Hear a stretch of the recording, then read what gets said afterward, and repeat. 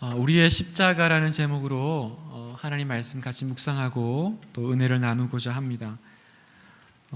예전에 한 뉴스 기사에 어느 여배우가요, 새로운 드라마에 캐스팅이 됐는데 그 맡은 배역을 잘 소화하기 위해서 자신을 열심히 변화시키는 그 작업에 들어갔다라는 이 신문 기사가 난 것을 제가 본 적이 있습니다. 근데 제가 왜 그 기사가 눈에 들어왔냐면, 처음에는 그 배역이 너무 부담스러웠다라는 거죠. 그 여배우에게 있어서 자신이 맡게 될 그 인물이 너무 뛰어난 사람으로 나와서 엄청 부담이 됐었다라는 겁니다. 그런데 자기가 그 배역에 점점 몰입하고 또 변화시켜 나가고 그 과정을 통해서 이제는 요즘은 그 인물에 빠져 산다라는 거예요. 그 인물에 빠져 사니까 자기를 그 좋은, 처음에는 너무 부담스러웠는데 그 인물에 캐스팅해준 제작자에게 또 방송사에게 너무 고맙고 감사하다고 그렇게 말을 했습니다.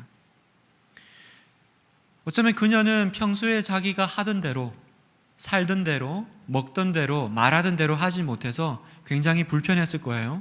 또 다른 한편으로는 내가 지금 뭐하나, 이건 내가 아닌데, 그런 마음에서 손해보고 있다라는 생각도 들었을 겁니다. 그러면서도 꾹꾹 누르면서, 그죠?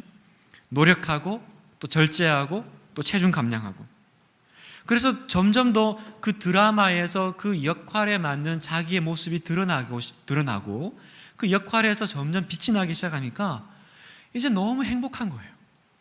자기가 그 역할에 맞게 체중 감량했던 거, 그 말투 바꾸고 그 행동 바꿨던 거, 그건 아무것도 아닌 거예요. 그 역할에 너무 만족해하는 겁니다. 우리는 압니다. 그 여배우는 점점 그 사람이 되어 간다라는 것을. 그리고 또 우리 중 그 누구도 반드시 이 여배우가 그 드라마에 나와 있는 그 인물에 가장 최적화된 사람으로 완성될 것을 지금 하는 것을 보면 우리 누구도 부인할 수가 없는 것입니다. 그러니까 주변의 사람들은요, 요즘 이 여배우를 만나면요, 이게 드라마에서뿐만 아니라 일상생활에서도 이게 지금 여배우인지 아니면 그 드라마 주인공인지 헷갈린다라는 거예요. 왜 그렇죠? 이미 이 사람을 통해서 그 드라마의 그 주인공을 만나고 있는 거죠. 사랑하는 분당 우리 교회 성도 여러분, 한 드라마의 그 인물과의 그 치열한 동화 작업이 우리에게 던지는 메시지는 큽니다. 드라마의 한 역할을 감당하기 위해서 그렇게 치열하고 철저한 자기 노력과 절제를 그 여배우가 보여줄 수 있었다면, 오늘날 크리스찬이라고 하는 우리, 그리스도인들이라고 하는 우리는 우리가 본받아야 될 그분 누구시죠? 우리 주 예수 그리스도를 닮기 위해서 어떤 노력을 하며 또 어떤 절제를 하고 있느냐는 것입니다. 여러분은 그분을 닮기 위해 애쓰고 계십니까? 여러분은 우리 주님을 닮아가기 위해서 그분의 말과 그분의 행동과 그분의 뒷모습과 그리고 그분의 눈빛을 닮아가기 위해서 애쓰고 계세요? 어떤 노력을 하고 계십니까? 예수님께서는 제자들에게 마태복음 28장에 내가 너희에게 분부한 모든 것을 가르쳐 지키게 하라 그랬습니다. 제자들이 해야 될 일은 예수님의 가르침을 가르쳐서 가르치는 것으로 끝나는 것이 아니라 그 사람들이 그것을 지켜나가도록 만드는 것입니다. 그러면 분당 우리 교회는 여러분을 예수님의 가르침을 듣는 것으로 만족하는 것이 아니라 분당 우리 교회는 여러분을 예수님의 가르침대로 살도록 만들고 있습니까? 우리 목사들은, 우리 교육자들은 여러분을 오늘도 이 삶의 현장에서 그 예수님의 그 발자취, 그 발자국 하나 닮으려고 애쓰도록 만들고 있습니까? 그 기사의 말미에 보니까 드라마 제작사는 이 배우의 이런 노력에 찬사를 보내더라는 거죠. 흡족해 마지 않더라고요. 우리가 잘 캐스팅했다라는 거죠. 그래서 그렇게 막 자기를 절제하고 또 노력하고 변화시켜 나가는 그 여배우를 보면서 제작사는 이 배우는 정말 참된 배우다. 우리 하나님 아버지야말로 우리가 예수님 닮기 위해서 고군분투할 때 우리를 위해서 기쁨의 박수를 보내시지 않을까요? 그렇다면 여기서 여러분에게 던지는 질문이 있습니다. 도대체 예수님을 닮는다라는 건 뭐죠? 뭐 여러 가지가 있지만 오늘 이 밤에 하나만 붙잡고 가기를 원합니다. 어떻게 하면 예수님을 닮는 겁니까? 무엇이 예수님을 닮아가는 증거입니까? 오늘 본문의 말씀을 읽어보니까 24절에 예수님을 닮는 것이 무엇인지 구체적으로 설명하고 있습니다. 뭐라고 얘기하십니까? 이에 예수께서 제자들에게 이르시되 누구든지 나를 따라오려거든 자기를 부인하고 자기 십자가를 지고 나를 따를 것이니라. 뭐라고요? 자기를 부인하고 자기 십자가를 지는 삶이 예수님을 따라가는 삶이며 예수님을 닮아가는 삶의 증거라는 것입니다. 오늘 본문의 문맥은요, 여러분이 잘 아시는 유명한 베드로의 그 고백 사건 이후에 계속 이어지는 문장입니다. 사건들입니다. 베드로가 예수님께서 너희는 나를 누구라 하느냐라고 했을 때 이거 모르는 이제 대한민국 성도는 없는 것 같아요. 주는 그리스도시요 살아계신 하나님의 아들이십니다. 이까지 알아요. 이까지 압니다. 그 다음에 어떤 대화가 진행됐는지, 그 다음에 이 대화가 어떻게 끝났는지에 대해서는 아무도 모릅니다. 누구든지 나를 따라오려거든 자기를 부인하고 자기 십자가를 지고 나를 쫓을 것이니라. 이 말은 바로 베드로가 주는 그리스도시요라고 하는 그 고백 다음에 이어져서 나오는 이야기들하는 거예요. 다시 말하면 예수님은 당신을 하나님의 아들로 믿고 신한 베드로에게 이게 전부가 아니고 네가 이 신앙 고백을 했니? 그러면 반드시 그 다음 단계가 있다라는 거예요. 예수님을 구주로 믿고 신앙을 고백한 사람은요, 그게 끝이 아니라 그것 가지고 그냥 이제 천국 언제 가지? 그거 기다리는 그런 뭐라 그럴까요? 느슨하고 루즈한 삶이 아니라 그 다음에 단계가 있는데 그 다음의 단계는 자기를 부인하고 자기 십자가를 지고 주를 따르는 삶이라는 것입니다. 예수님을 나의 주로 영접하고 인정하는 그 순간부터 나는 이제 다른 방식과 그리고 나는 다른 가치를 붙잡고 살아가는 하나님의 백성이 되었다라는 것입니다. 정리를 하면 이런 거죠. 예수님을 믿는다라는 것은 자기를 부인하고 십자가를 지는 삶이 있다라는 것이고, 반대로 예수님을 안 믿는다라고 하면 자기를 부인함이 없고 자기 십자가를 지고 가는 삶이 없는, 그것이 바로 예수님을 안 믿는 증거라는 것입니다. 그 열매로 그 나무를 압니다. 이것이 팩트이고 이것이 진리입니다.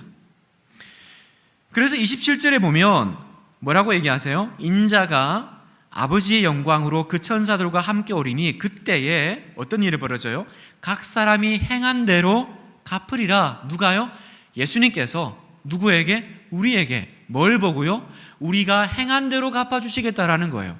그러면 이 앞의 말씀과 연결해 보면 각 사람이 행한 대로는 무엇입니까? 바로 24절에 자기를 부인하고 자기 십자가를 지는 그 삶을 산 대로 주께서 갚아주시겠다라는 거죠. 조금 더 말하면 자기 부인의 삶은 우리가 앞으로 서게 될 그 주님의 그 심판대에서 나를 판단하는 중요한 심판의 판단 기준이 될 것이다 라는 것입니다. 아니, 어떻게 자기 부인의 삶이 심판대 앞에서 우리의 상급을 결정하게 만들 수 있죠? 자기 부인과 자기 십자가를 지는 삶이 왜 그것이 꼭 하나님이 나에게 어떤 행한 대로 갚아주는 그 기준과 그 상황과 연결이 됩니까? 왜냐하면 여기에 우리의 능력이 숨어 있기 때문입니다. 다시 말하면 네가 이제 나를 믿었으니 어떻게 하겠냐? 배울 수 있어? 이제 부인하고 십자가 져야지. 예수 믿을 때는 몰랐지? 믿고 나니까 딱 걸렸어? 이제 십자가 지고 가는 거야. 그냥 뭔가 이렇게 콧뚜레 이렇게 해가지고요. 무슨 그겁니까? 원앙 소리도 아니고요. 평생 주인을 위해서 이렇게 봉사하다가 사라지는 것처럼 우리는 자기를 부인하고 자기 십자가를 지는 삶은 이런 식으로 생각을 해요. 그 이상도 그 이하도 아닌. 그래서 뭔가 겸손해지기는 하는데 겸손해짐으로써 내가 손해보고 내 마음대로 못 살고 이제는 교회에 완전히 얽매이는 삶을 살아야 되고 말대로 고된 십자가를 지고 힘겹게 걸어가는 삶. 그러니까 예수님 믿는 삶이 자기를 부인하고 자기 십자가를 지고 하는 삶이라고 하니까 그 삶이 하나도 좋아 보이지 않는 거예요. 그렇죠. 그 삶이 하나도 즐거워 보이지가 않는 겁니다. 그래서 우리의 십자가입니다. 우리의 십자가를 지고 갑시다 그러지만 십자가로 나를 구원해 주시는 건 좋아도 십자가를 내가 지고 가는 거는 생각해 볼게요, 주님. 그래서 십자가는 안 지고 대신에 십자가 목걸이를 많이 하고 다니시잖아요. 저는 한국 교회 우리 성도님들이 십자가 목걸이를 유독 이렇게 많이 사랑하는 이유는 여기 있지 않나. 차마 십자가는 지기는 어렵고 그러나 십자가는 맬 수는 있으니까. 그래서 제가 어느 집사님에게 집사님 십자가는 지는 거지 매는 게 아니에요. 그랬더니 아 그래요 목사님? 근데 십자가를 꺼내더니 뒤로 이렇게 십자가를 지는 거죠. 이렇게 십자가를. 지금 목걸이가 돌아가신 분은 십자가 지신 거예요? 목걸이가 앞으로 왔으면 십자가 매는 거고. 이 본문을 자세히 살펴보면 그런 어떤 수동적이고 뭔가 이게 고행적인 그런 의미에서만 예수님이 말씀하신 것 같지는 않아요. 왜냐하면 28절에 보면 진실로 너희에게 이르노니 여기 서 있는 사람 중에 죽기 전에 인자가 그 왕권을 가지고 오는 것을 볼 자들도 있느니라 이렇게 얘기하십니다. 여기 서 있는 중에 인자가 왕권을 가지고 오는 것을 볼 사람이 있다. 이 말씀은 성경에 굉장히 난해 구절이에요. 해석하기가 쉽지 않습니다.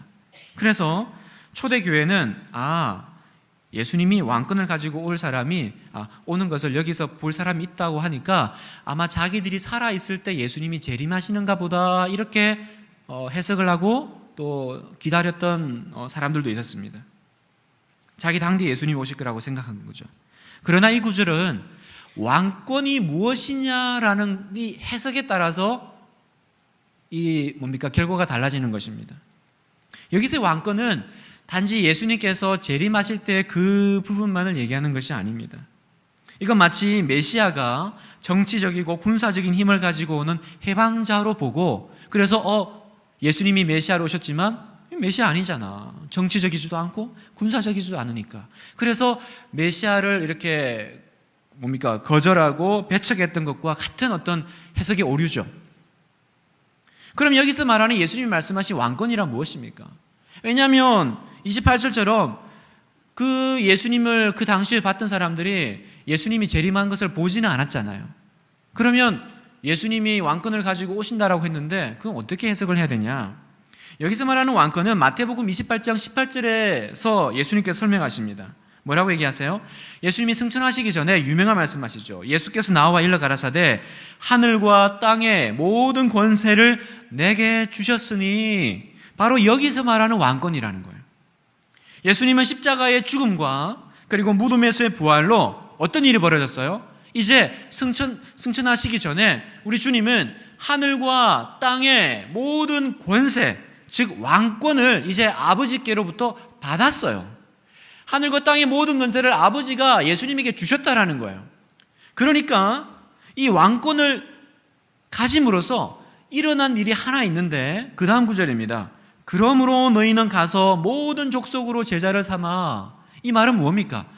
그러므로라는 부사는 하늘과 땅의 모든 권세, 즉 왕권을 예수님이 가짐으로 말미암아 이제 제자 삼는, 구원하는, 죄인을 구원하는 일이 이제 시작되었고 그것이 실제로 가능하게 되었고 그것이 예수님이 아니라 누구예요?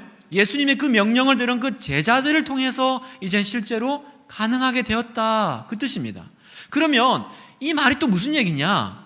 예수님의 그 왕권을 가지심으로써 이제 전 세계 방방곡곡으로 가서 제자를 삼을 수 있게 되었다라는 건요. 여러분, 마귀가 지금 세상의 백성, 자기 백성을 붙잡고 구원하기를 기뻐하지 않고 있는데 하나님 있는 제자들이 나아가서 그들을 예수님의 제자 삼으려면 어떻게 해야 돼요? 먼저 그 주인 되는, 그죠? 그 머리 되는 마귀를 박살내야 되잖아요. 이 말은 뭐냐면 예수님이 그 왕권을 가지심으로 이 세상의 왕, 이 세상의 어떤 주권을 행사했던 그 마귀의 머리가 부서졌고 이제 하나님 나라는 실제적으로 오게 되었고 하나님의 백성들은 그 왕권을 가지고 이제 실제적인 힘을 발휘할 수 있는 그 상태가 되었다라는 것입니다. 그러면 목사님, 이 왕권과 그리고 자기를 부인하고 자기 십자가를 지는 것이 무슨 상관이 있습니까? 상관이 있죠.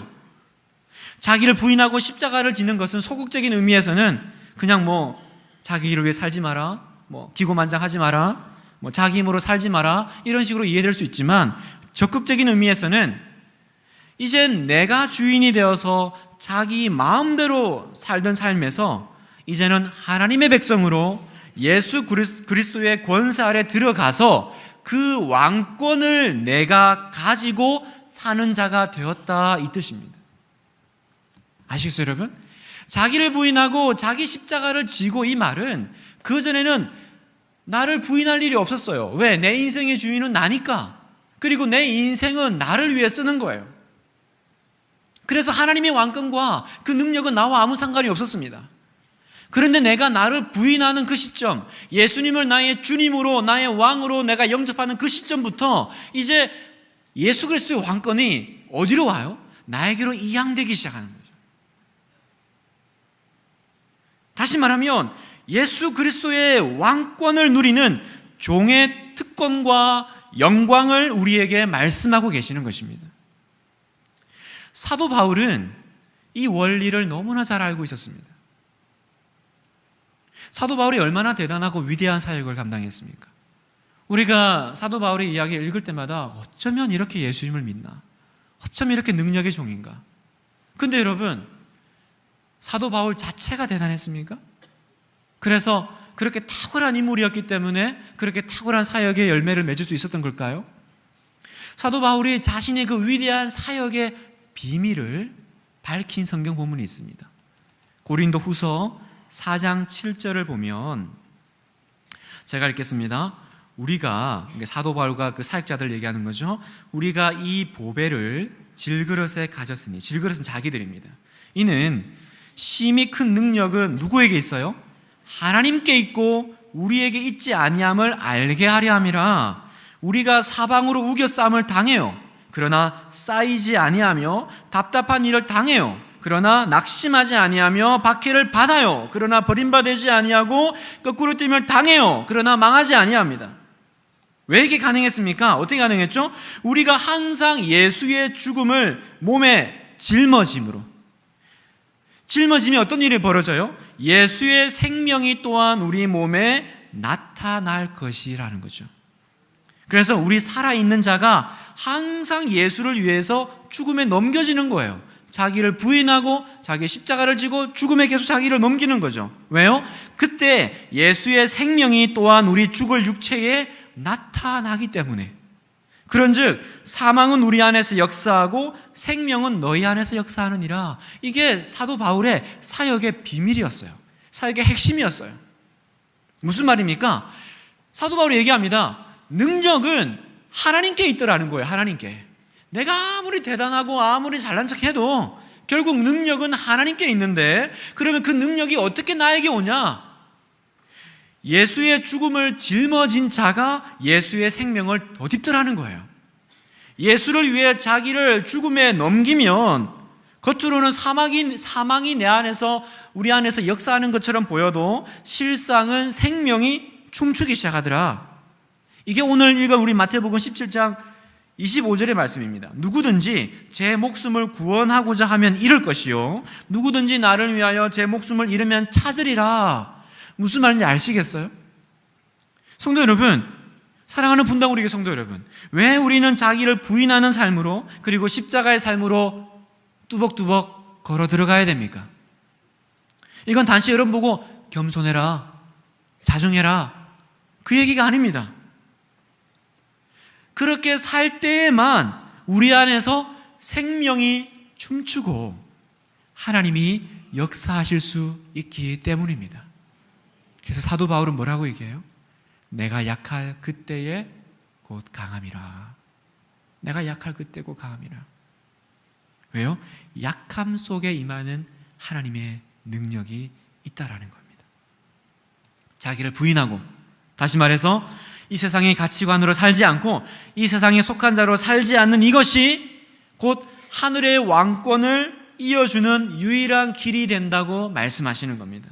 정리하면 우리가 자기를 부인하고 십자가를 진다라는 것은요, 나는 이제 하나님의 백성이요, 나는 이제 그분의 도구가 되었다라는 것입니다. 그래서 이런 사람이 가는 곳에 내가 누굽니까? 하나님이 함께해 주시겠다. 내가 너의 능력이 되어 주겠다. 왜요? 자기를 부인했기 때문에 이 사람에게는 자기가 없어요. 예수의 생명만이 남아있고 예수의 이름만이 남아있는 것입니다. 그래서 자기 부인과 십자가를 지는 삶은 선택입니까, 여러분? 이건 선택이 아닙니다. 이건 필수입니다. 그래야 하늘의 능력이 우리 안에 다운로드 되는 거예요. 자기를 부인하고 자기를 십자가를 지는 그 제자의 삶을 걷는 사람에게만 하나님의 능력이 하늘로부터 부어지는 것입니다. 이게 기독교예요, 여러분. 세상의 종교는요, 네가 최고야, 네가 일어서야지, 네가 다 해, 네가 주인공이야, 애들 말로 네가 킹왕짱. 그러나 기독교는요, 넌 주인공 아니야, 네가 왕 아니야, 내가 왕이야. 너희는 나를 누구로 아느냐 했을 때 베드로는 주는 그리스도시오라고 했습니다. 여러분, 기독교인이 되었다라는 것, 그리스도인이 되었다라는 것은 두 가지를 고백하셔야 됩니다. 먼저는 예수님이 그리스도라고 고백하셔야 돼요. 예수님이 구원자요, 하나님의 아들이심을 고백하셔야 됩니다. 그러나 두 번째가 있어요. 이 두 번째를 통과하셔야 되는데 그건 바로 예수님이 나의 주님이십니다 라고 고백하셔야 돼요. 주는 그리스도시예요. 예수님이 내 구원자는 아무도 거절하지 않아요. 나를 구원해 주겠다라는데 말할 이유가 뭐가 있습니까? 근데 나는 너의 주인이야, 이건 생각해 볼 문제 아닙니까? 그래서 많은 크리스찬들이, 성도들이 예수님은 나의 주님이십니다 할 때 나의 구주입니다 라는 뜻으로는 잘 얘기하세요. 그러나 예수님은 내 인생의 주인입니다. 내 생명도, 내 시간도, 내 돈도, 내 건강도, 내 인생의 모든 것도 다 예수님 겁니다 라고 말하는 데는 머뭇거리는 거예요. 두려워하는 거예요. 이 고백이 잘 안 되는 거예요. 이 고백이 안 되니까 어떤 일이 벌어져요? 예수님께서 내 안에서 충만히 역사하실 수가 없는 겁니다. 왜 내가 이 부인하고 십자가를 지고 예수님이 나의 주님이십니다라고 고백이 안 됩니까? 아니, 목사님 그렇게 얘기했다가 진짜로 막 예수님이 필 받아가지고 나를 막 아프리카 선교사를 보내시고 막 이러시면 어떡하려고 그러세요? 여러분, 걱정도 팔자세요. 우리 주님도 보는 눈이 있어요. 아무나 뭐 이렇게 선교사 이렇게 보내는 줄 아세요? 그런 중요한 일에는 아무나 쓰지 않으세요. 지금 여기서 말하는 건 여러분은 이제 우리 주님이 그 왕권을 가지고 역사하시는 그 삶을 경험하고 있습니까? 라고 물어보는 거예요. 여러분의 삶 가운데 우리 하나님 나라가 임하고 우리 주님의 역사가 강권적으로 일하는 것을 보신 적이 있습니까? 없다면 그럼 이제는 봐야 될 때가 됐죠. 그런데 왜 지금까지는 안 되었습니까? 자기 죽음이 없는 거예요. 안 죽으려고 빠득빠득 끝까지 버티니까, 그리고 자기 십자가를 끝까지 안 져요. 우리의 기도는 뭡니까? 이 십자가 좀 제거해달라고 기도합니다. 하나님, 이 짐을 좀 없애달라고 기도합니다. 이것만 없으면 내가 살 것 같아. 이 십자가만 내려놓으면 내가 살 것 같아요. 아니에요, 여러분. 성도는 죽어야 살아요. 성도는 이 십자가를 져야 평화가 와요. 그런데 우리는 인생의 짐을 다 던져버리려고만 해요. 하나님, 이것도 막아주시고 이것도 지지 말게 해주시고 이건 또 왜 왔을까? 가져가 주세요. 아닙니다. 성도는 도망가지 않습니다. 오히려 짐을 져야 평화가 옵니다. 그러니까 못 이기는 척 억지로 십자가 지지 마세요, 여러분. 지금 내 앞에 이 짐을 다시 등에 짊어지십시오. 이 고백을 드리는 우리에게 주님이 주시는 약속을 드림으로 오늘 말씀을 마무리하고자 합니다. 마태복음 16장 18절에 또 내가 내게 이르노니 너는 베드로라. 내가 이 반석 위에 내 교회를 세우리니 음부의 권세가 이기지 못하리라. 음부의 권세가 무엇입니까? 마귀의 권세, 세상의 권세.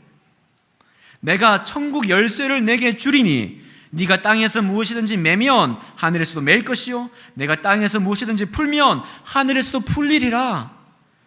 누가 천국 문을 열고 천국 문을 닫을 수 있습니까? 주는 그리스도시요 살아계신 하나님의 아들이십니다라는 이 고백을 넘어서 이제는 자기를 부인하고 자기 십자가를 지고 예수님의 그 뒷모습을 뒤쫓아 달려가는 종들, 주인이 아니라 종들에게 이 천국 열쇠가 쥐어지는 것입니다. 사랑하는 성도 여러분, 오늘 밤 다시 십자가를 지기로 결단하십시오. 여러분의 십자가는 무엇입니까? 가정입니까? 자녀입니까?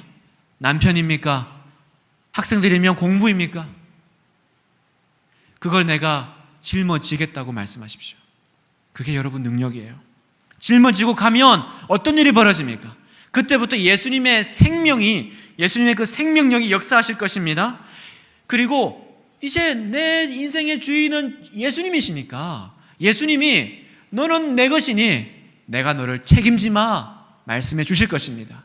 이게 종됨의 황홀함이에요, 여러분.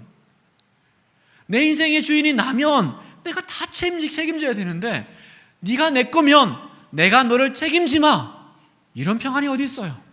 이게 종됨의 황홀함이에요. 이게 그렇게 싫으세요? 이런 평안과 이런 기쁨 누리는 것이 그렇게 고행적이고 그렇게 무섭고 힘들어 보이십니까? 아닙니다. 오늘 밤에 이 십자가의 귀한 싸움에 다시 들어가시는 귀한 여러분 되시기를 축복합니다. 자기를 부인하고 자기 십자가를 지고 주님을 쫓으십시오. 십자가 그전에는 포기하고 버리고 싶었던 것, 이제는 지세요. 지면 주님께서 생명력으로 여러분의 십자가를 뒤에서 잡고 계심을 느끼실 겁니다. 우리 한번 말씀 붙잡고 기도하겠습니다.